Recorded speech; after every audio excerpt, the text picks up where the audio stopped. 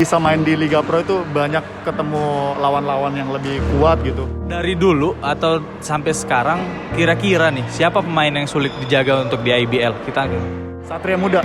Oh, pernah ditawari SM berarti? SM pernah nawarin. Daripada jauh-jauh, maksudnya pindah tim, cari suasana baru lagi. Chemistry-nya harus dicari lagi kan. Mau Dodo tanyain juga, balik tadi dari pertanyaan tadi, kira-kira menurut Bang Acim sendiri, kalau kita cuman mengandalin basket, kira-kira bisa nggak Bang untuk masa depan kira-kira?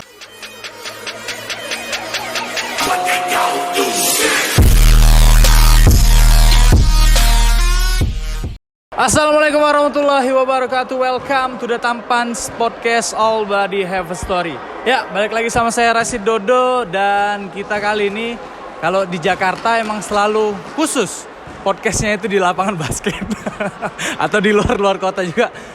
Podcastnya itu menyesuaikan. Dan di sebelah saya ada Bang Ruslan atau Bang Acim. Apa kabar Bang? Baik, alhamdulillah. Bang Ruslan ini juga pernah kemarin ikut bukan tanding sih, fun game ya. Fun game, dan sekarang lagi fokus di IBL ya Bang ya? Iya, benar. Baik. Kita kalau mau bahas IBL nanti aja lah. Kita mau bahas yang itu aja. Jangan dulu. Jangan dulu. Kira-kira Bang, boleh tahu nggak dan boleh sharing nggak ke sahabat-sahabat Tampaners, awal-awal basket Bang Ruslan atau Bang Acim itu gimana sih pertamanya? Suri. Dulu di Kalimantan tuh ada satu pelatih almarhum namanya Bang Tony. Dulu kalau misalnya saya yang manggil.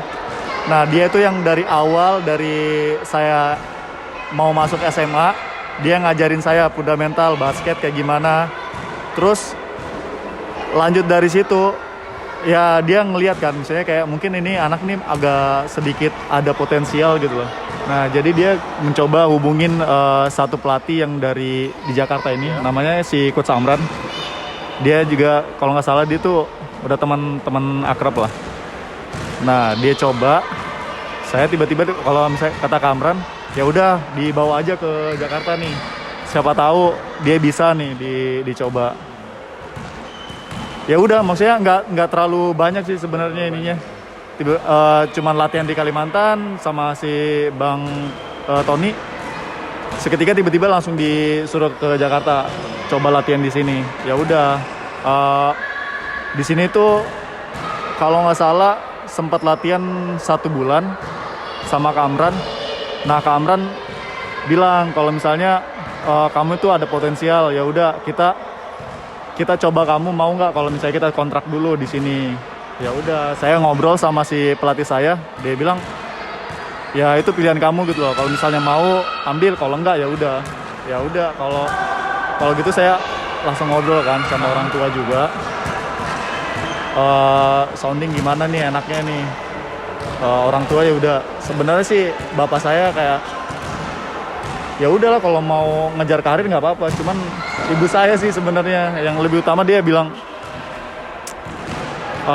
sedih sih kalau misalnya kamu harus ke Jakarta ninggalin ibu di sini gitu. Mungkin lebih ibu pengennya abang pengen tetap di Kaltim ya mungkin ya. Iya, benar, maunya tetap di sana. Cuman ya gimana sih, kayak saya juga mau cari tantangan baru gitu. Kalau misalnya yang saya lihat di Kalimantan itu bukan mau mengecilkan ya. Basket di Kalimantan sama Jakarta pasti jauh lebih modern lah di Jakarta gitu. Ya udah, saya coba dikontrak. Tim pertama tuh saya Indonesia Muda. Oh, pertamanya tim Indonesia Muda. Indonesia Muda. Nah, ya udah saya coba. Ya udah, itulah misalnya awal karirnya kenapa bisa ke Jakarta, bisa main basket. Dari situ sih semuanya. Dari situ, ya. Itu kalau Dodo boleh tahu pada saat tahun berapa itu Bang? Waktu pertama kali itu. Itu langsung ke Liga Pro atau gimana tuh ceritanya? Itu 2009 kalau nggak salah ya. Itu nggak langsung ke Liga Pro, jadi 1 tahun tuh dulu di 2010 dipinjemin ke GMC yang GMC. Sekarang NSA. Dipinjemin setahun, main sama dia, terus balik lagi ke ini. Balik lagi ke Indonesia Muda. Gitu ya.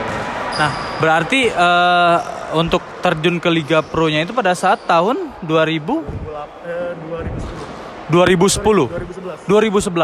Kurang lebih sampai sekarang ini 2022 udah ada 12 tahun ya, Bang. Luar biasa sekali ya 12 tahun main di liga profesional. Nah, boleh dong Bang di sharing ketika pas udah hampir 12 tahun nih mungkin ya, main di Liga Pro itu gimana Bang? Sharing pengalaman. Kalau saya pribadi sih sebenarnya karena udah terlalu lama ya di basket 12 tahun gitu. Nggak begitu spesial sih, nggak terlalu begitu spesial gitu. Jadi mungkin yang paling spesial itu pas di Setapak juara gitu. Oh, di Setapak. 2018 ya. 2018 sampai 19 nih, gue lupa. 2018 ya. Gitu. Nah itu doang sih yang paling spesial. Yang kalau di stadium sih, ya yang bikin spesial sih karena bisa masuk 4 besar bareng-bareng sih sama si Fandi juga gitu, sama Epeng apa segala macem. Nah itu doang sih.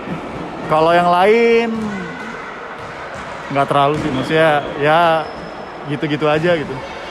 Kalau sharing suka dan dukanya Bang? Boleh dong. Suka dan duka main di Liga Pro itu apa sih? Kalau sukanya sih maksudnya kita bisa main di Liga Pro itu banyak ketemu lawan-lawan yang lebih kuat gitu. Terus bisa menambah ilmu kita juga kan sebagai atlet basket gitu. Terus banyak temen juga sih sukanya gitu. Kalau dibilang dukanya sih ya jauh dari keluarga gitu yang pasti sih yang pertama. Itu sih. Itu. Berarti intinya semuanya itu ada suka dan duka ya intinya Bang ya. Nah, pokoknya yang penting yang kita harus tekankan nih nikmatin aja dan bersyukur ya mungkin ya Bang. Nikmatin aja. Nah Bang, yang Dodo mau tahu juga, penasaran sih ini. Waktu dari dulu atau sampai sekarang kira-kira nih siapa pemain yang sulit dijaga untuk di IBL? Kita kira-kira menurut secara posisi aja ya. secara posisi. Kalau dari dulu ya saya sih Koming, Roni Gunawan, Rogun ya. Terus Galang, rata-rata big man timnas Indonesia gitu sih. Terus Mas Toyib gitu. Dia tuh agak ribet juga sih lawannya. Terus kalau sekarang sih ya asing mereka. Asing ya. Karena IBL sekarang juga dipenuhi pemain asing ya. Nggak bisa dipungkiri sih. Standarnya mereka agak jauh sih sama kita. Selain selain di IBL juga Bang, aku mau tahu juga, pernah nggak sih Bang Hashim ini ditawarin klub besar? Ya, sebelumnya juga kan memang pernah di Aspak, atau mungkin selain klub itu mungkin atau PJ, SM dan lain sebagainya, pernah nggak sih? Pernah. Boleh dulu, dong diceritain. Dulu tuh di stadium, saya lupa tahun berapa, tapi itu Satria Muda. Oh, pernah ditawarin SM berarti? SM pernah nawarin, cuman udah mulai ketika itu kita udah kontak-kontakan sama manajer, sama saya juga udah hampir deal lah, hampir saya pindah ke ini. Tapi last minute gitu si stadiumnya tuh langsung over lebih gitu. Jadi kayak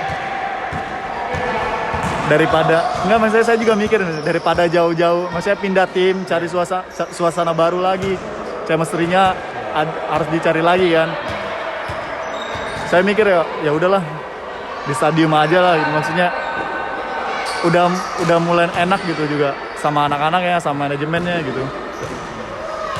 Berarti waktu itu pernah ke SM, hampir last minute berarti.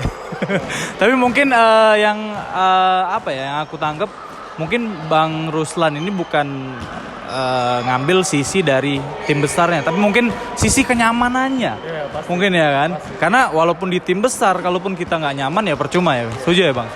Setuju banget. Cuman kalau mau lebih berkembang, pindahlah ke tim besar. Pindah ke tim besar. Gitu ya.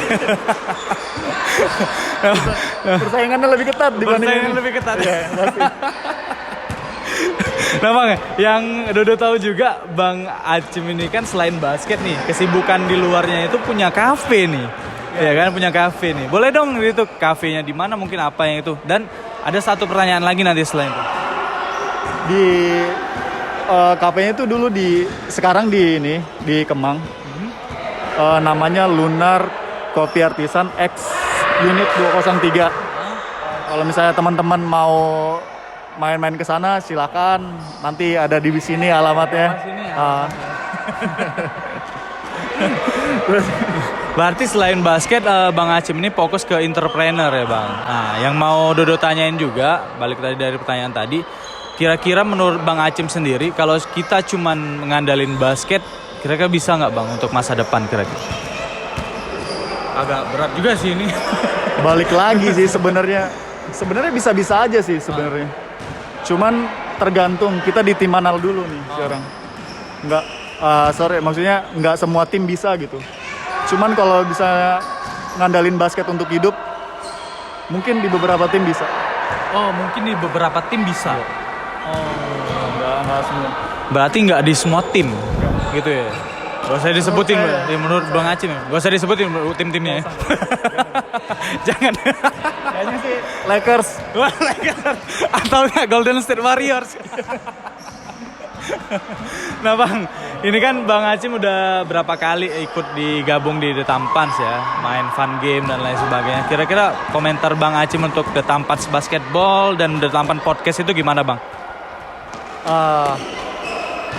Terakhir itu main sama The Tampans itu sebenarnya fun banget gitu. Maksudnya walaupun nggak terlalu banyak ya kita main ya, cuman ya seneng gitu bisa ada community basketball di Jakarta juga kan. The Tampans dari Palembang kan? Ya, dari Palembang.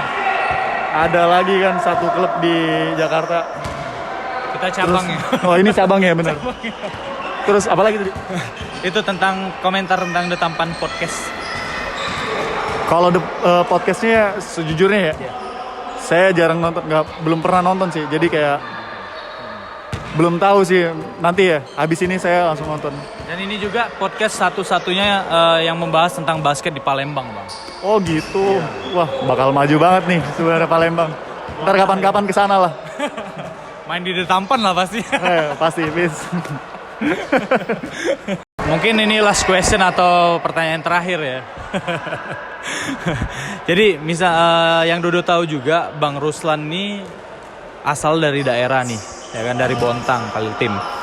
Jika ada nih Bang pemain-pemain yang dari daerah atau pemain-pemain yang punya keinginan kuat dan lain sebagainya itu ingin terjun ke liga profesional nih, kira-kira apa yang harus disiapin dan apa yang harus dibawa oleh mereka? Kalau itu sih sebenarnya ya nggak banyak sih yang harus dibawa. Yang paling pasti itu sebenarnya mental gitu, sama attitude jangan lupa. Itu doang sih sebenarnya, nggak banyak. Cuman ya jangan lupa bawa sepatu juga sih kalau mau.